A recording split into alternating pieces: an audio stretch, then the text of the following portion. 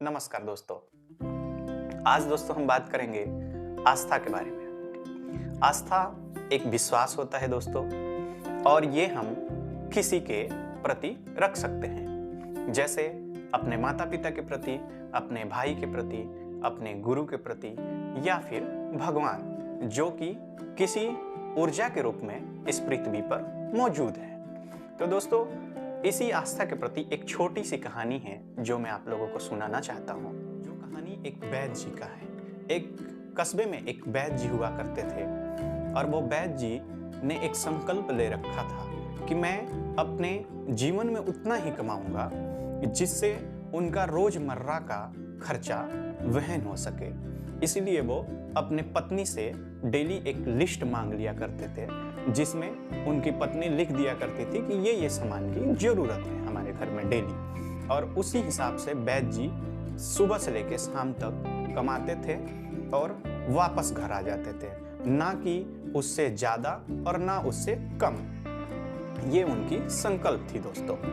एक दिन लेकिन दोस्तों क्या हुआ कि उनकी पत्नी ने एक लिस्ट दिया उनको, और वैद्य जी उस लिस्ट को फोल्ड करके अपने पॉकेट में रख के और अपने दुकान पे चले गए। लेकिन जब उन्होंने उस लिस्ट को खोला तो देखा कि उसमें उनकी बेटी की शादी का सारा खर्च वहन करने का जिम्मा लिखा हुआ था उसमें।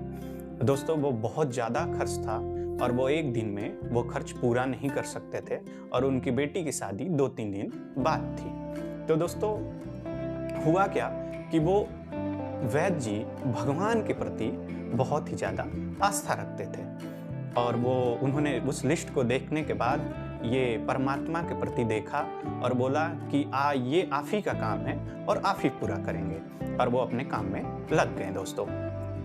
तो हुआ क्या दोस्तों, शाम होने लगी और वो उस पैसे को नहीं कमा पाए, और अब उनकी दुकान बंद करने का टाइम हो गया। दोस्तों, वो दुकान बंद करके जा ही रहे थे तो एक व्यक्ति आया और उनको बोला, वैद्य जी रुकिए, मुझे आपसे कुछ बात करनी है दोस्तों। तो वो रुके और वो वैद्य जी को उस व्यक्ति ने कहा कि वैद्य जी, आप मुझे तो नहीं जानते होंगे, लेकिन आज से 10-15 साल पहले आपने मेरा इलाज किया था और मैं मरते मरते बच गया था। तो वैद्य जी ने कहा, ठीक है जी, बताइए क्या काम है। तो उस व्यक्ति ने कहा कि वैद्य जी, मैंने सुना है गांव में कि आप अपनी बेटी का शादी करने वाले हैं। तो वैद्य जी ने कहा, हाँ मैं करने वाला हूँ। तो उस व्यक्ति ने कहा उन वैद्य जी से कि वैद्य जी, मैं चाहता हूँ कि आपकी बेटी का सारा शादी का खर्चा जो भी है वो मैं वहन करूँ, क्योंकि वैद्य जी मैंने ये सोचा था कि मैं अपने जीवन में किसी के घर की बेटी या फिर अनाथ की बेटी, उनके बेटी का शादी मैं अपने पैसे से करूँगा, और ये मेरे जीवन का एक संकल्प था। तो वैद्य जी परमात्मा पर विश्वास रखते हुए उस कागज को देखें तो देखें उतना ही खर्च वो व्यक्ति उनको दे रहा था जितना कि उसमें लिखा हुआ था, जिससे वैद्य जी की बेटी का शादी हो जाए। तो दोस्तों, यही है आस्था। वैद्य जी ने परमात्मा पर छोड़ दिया था, उनका आस्था था परमात्मा पर कि ये चीज पूरा हो ही जाएगा।